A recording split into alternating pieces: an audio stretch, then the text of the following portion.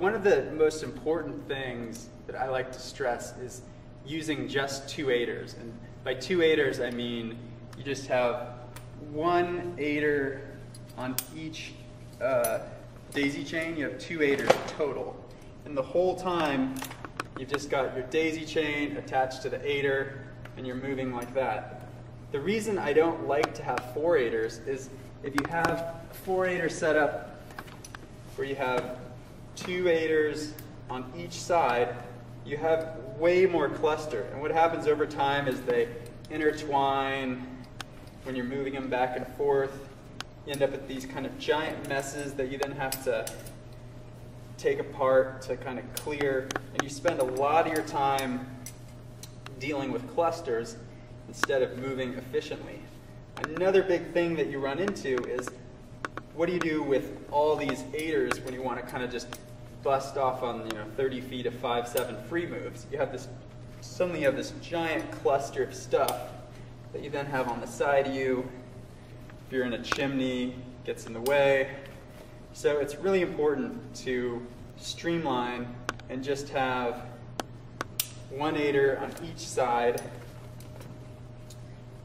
like so. Now, one of the big complaints people have with this setup is they say it's not very comfortable because when you're standing on the piece, you're now only standing on one foot. For one thing, if you're doing this all correctly, you should really only be standing here for a minute or two as you place the next piece and keep going.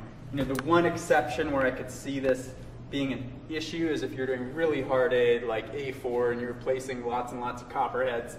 In that situation, sometimes I'll have kind of an extra 8er that I'll keep on the back, where if I think I'm going to be hanging around forever, I'll clip an extra 8er there so that I can have something for my feet. But in general, you don't need to, because especially in 8ers like these Yates 8ers, you can kind of keep 2 feet here often, while you're reaching for the next piece, step up briefly in 1 foot.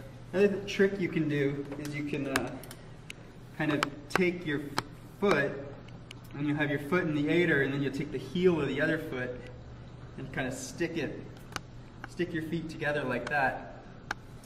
You can then take your right foot and put a little pressure on it, and in that way you're transferring a little bit of the weight onto 2 feet.